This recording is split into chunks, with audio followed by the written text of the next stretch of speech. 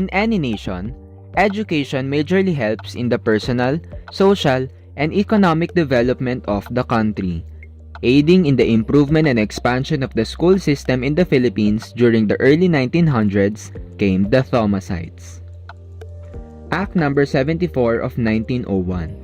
This act provided the creation of a department which governs all schools established and set the foundations of the public school system. English was also proclaimed as the medium of instruction. With the expansion of the educational system and increase of schools in the archipelago, the authorities decided to send over American teachers. Their title originates from USS Thomas, the name of the ship which transported over 500 American teachers from the United States to the Philippines. The USS Thomas was not the only ship that transported American teachers to the country, but it was noted to have brought the biggest number, thus may have contributed to the strong association of its name with the pioneer American teachers in the islands. The Thomasites were nothing short of a well-screened group. Alongside the usual qualifications, more than 100 had AB or BS degrees from esteemed institutions. Some even had MA, PhD, and PhD degrees. Moreover, 3/5 had 1 to 7 years of experience in teaching, and 1/5 which had more than 7. Teachers of teachers. Thomasites were tasked to teach not only children, but also to train both actual and aspiring local teachers. In almost all school divisions, every Thomasite was obliged to devote at least an hour daily to the instruction of the Filipino teacher in English and in methods of teaching. From the efforts of Act No. 74 of 1901, provided the establishment of the Philippine Normal School in Manila, which is what we see today as a teacher's university. It is to be noted that majority, if not all, of the faculty members during its early years were expectedly Thomasites. A course in teaching was offered on the secondary level to further up qualifications of Filipino teachers. Completion of such enabled student admission to the Philippine Normal School for further training in teaching. These pioneer American instructors played a very important role in the educational system of the Philippines, whereas such is a part of what is generally regarded as the greatest contribution of American colonialism in the country. The Pearl of the Orient, the country, the Philippines, people hailing it in the streets of Manila, the rustling colored jeeps filled with tens of people in the metro. Here are facts about the famous jeepney in the country of the Philippines. Number 1. Jeepney. The word jeepney comes from the two words jeep and knee because the passengers need to sit knee to knee because of the crowded seating. However, jeepney came from the word jitney, which is highly popular in the American period, and jeepney is the Philippine form of a jitney. Passengers sit knee to knee and pay for their fare with bayanihan. The term bayanihan itself literally means being in a bayan, which refers to the spirit of communal unity, work, and cooperation to achieve a particular goal. Persons with disability or elderly sit on the far end of the jeepney near the entrance or the exit. Also, in some regions in the Philippines, the roof of the jeepney is also a passenger seat. The typical phrases to be heard inside the jeepney are, "Bayad po" when you are paying your fare, "Pakisuyo po" when you ask your seatmate to pass your fare to the driver, "Para po" and "Sa tabi lang po" if you arrive to your destination. So, remember these phrases and you are good to go. Number 2. Nawawala, bumabalik, eto na naman. The history of jeepneys started after the World War II and is parallel to the history of sisig. Both of them are made from scraps. Sisig is made out of pig's throwaway cuts, and Sarao, the first jeepney maker, made a jeepney out of scraps from America's trucks and jeepneys. In addition to that, both are made in Pampanga, a province in the Philippines. Jeeps became the answer to the demand of inexpensive public transportation. Before, jeepney has a capacity of 6 to 10 people, and now the jeepney's length and design is based on the owner's preference. Number 3. No two jeepneys are alike. The owner of the jeepneys has their own vision when it comes to the designs of their jeepneys. They used these designs to attract customers. Jeepney became a staple in every Filipino's life. It is also a reflection of the Filipino spirit, being resilient, innovative, and optimistic. The jeepney became a cultural symbol that is known globally. So, if you're ever in the Philippines, try hailing a jeepney and see where it takes you. Baguio has been one of the coldest places in northern Luzon of the Philippines. It is very famous for its different weather, for being breezy, cold contrast to the tropical weather of the Philippines. The name Baguio came from an Ibaloy language word bagwi. That means a moss plant which is growing mostly around Baguio City. Americans was interested in Baguio because of gold.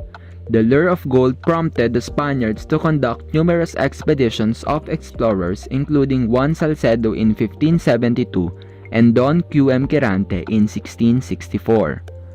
Baguio City was designed by premier American architect and urban planner Daniel H. Burnham. He did not only design the Baguio City, but also Manila's urbanization along with Pierce Anderson to William H. Taft in June 28, 1905. Here are top 3 famous places in Baguio with captivating history of the Spaniards, American, and Japanese colonization. This is #When in Baguio. Number 1. The Burnham Park. It is designed by and named after Daniel H. Burnham. Burnham Park remains up to this day one of the Philippines' most well-known and best-loved parks. The park retains much of Daniel Burnham's original design and layout a century ago, with a few features added of a Filipino culture. Burnham first drew up his city plan for Baguio in 1904. He saved the very best piece of real estate for a public green park. His plan was in contrast to an amusement park or a formal garden which we usually have. Did you know? Burnham Park served as a refuge area after the devastating earthquake of 1990. And today, Burnham Park is the mother of all parks in Baguio City. It has many recreational activities such as boat riding at Burnham Lake, skating rink, sightseeing at Igorot Garden, Orchidarium, and Rose Garden. Number 2. The Cannon Road.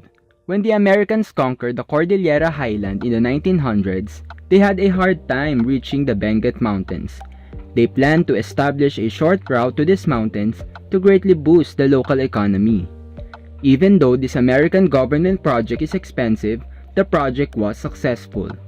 Many have failed to finish this project, so the American government ordered Colonel Lyman Walter Vere Cannon, who was a U.S. Army officer, to complete the daunting task of building the road. The project began in 1903 and opened for travel on January 29, 1905. During 1908, 3 years after its completion, Governor General Leonard Wood issued an executive order naming the road after Colonel Lyman Walter Vere Cannon due to its contribution to finish the long overdue project. The Benguet Road, which is now called the Cannon Road, is a roadway in Benguet Province connecting the mountain city of Baguio to the lowland town of Rosario in La Union Province. One of the remarkable landmarks in Cannon Road is the Baguio's Lion's Head that represents the pioneer members' Lions Club in Baguio. The lion symbolizes strength, courage, fidelity, and vital action. Number 3. Camp John Hay.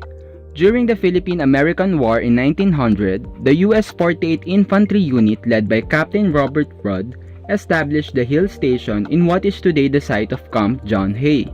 This land is called Cafagüey, which means wide open place, owned by a native Ibaloy named Mateo Carino.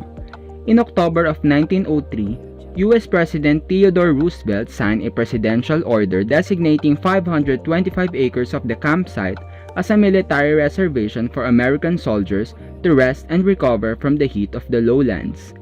The battle in Baguio in December of 1941, 72 bombs released by Japanese warplanes over the main gate of Camp John Hay signaled the beginning of World War II. In 1944, Camp John Hay became an imprisonment camp for Americans and other nationals at war with the Japanese and served as the headquarters of General Tomoyuki Yamashita. On September of 1945, General Yamashita and the Japanese surrendered to the Americans. Formal ceremonies were held at the living room of the High Commissioner's residence, which was later renamed as the Ambassador's residence. In 1955, Camp John Hay was redesignated as John Hay Air Base under the control of the Americans. In 1991, the Americans finally turned over the Camp John Hay to the Philippine government. The Philippine government then designated Camp John Hay to what it is today, a tourist area, human resource development hub, and forest watershed reservation. What a Baguio-amazing history these places have! Truly, this place is a present proof of great colonialization our country had experienced.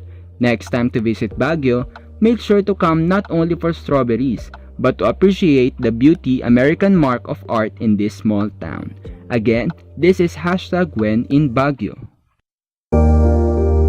The beginning of a religious revolution that came to affect the lives of a great number of Filipinos.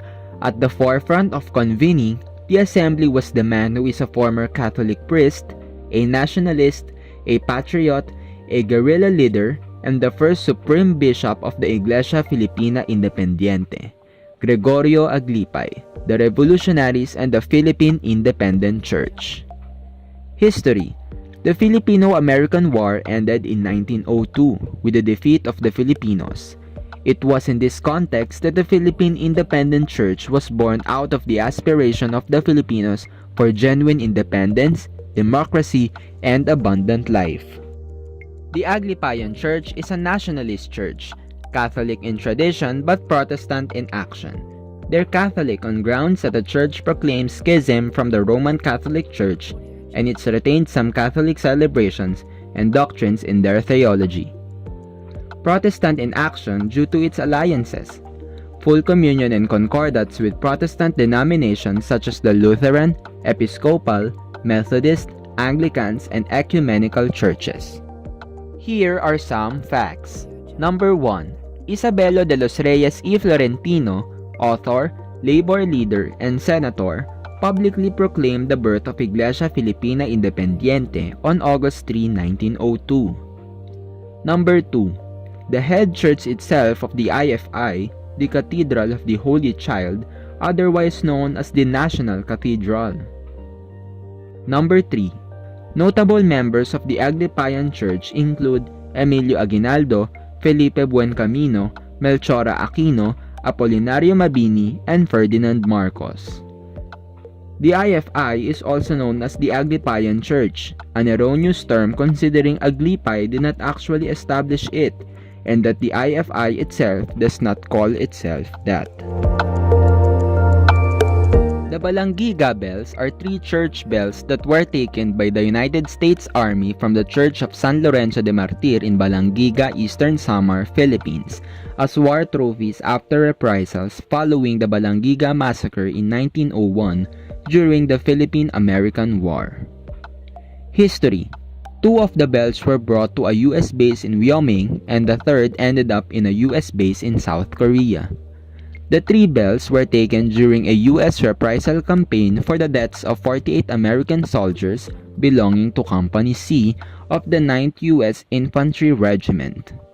These soldiers were killed when an estimated 500 Filipino guerrillas conducted a daring attack on Company C's encampment on October 27, 1901.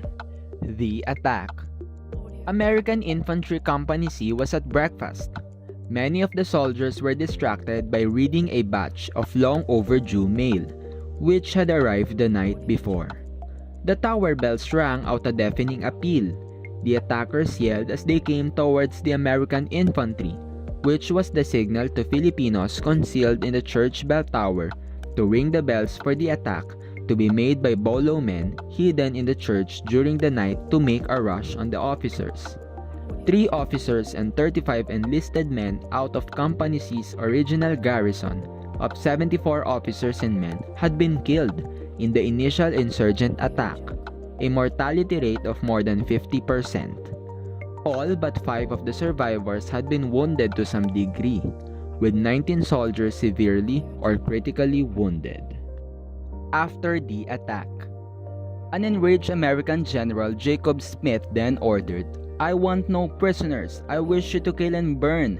The more you kill and burn, the better it will please me." Smith ordered the designate age limit for the kill order. Smith said, 10 years old. U.S. President Theodore Roosevelt, upon learning of the court-martial's decision, ordered that Smith be retired immediately. U.S. military authorities was forced to act against Smith because U.S. soldiers in the Philippines thought Smith's orders to massacre Filipinos as flagrant. The U.S. War Department said that Smith's orders were never executed in such a sense, notwithstanding that a desperate struggle was being conducted with a cruel and savage foe. At least 2,500 Filipinos were killed in the reprisal campaign.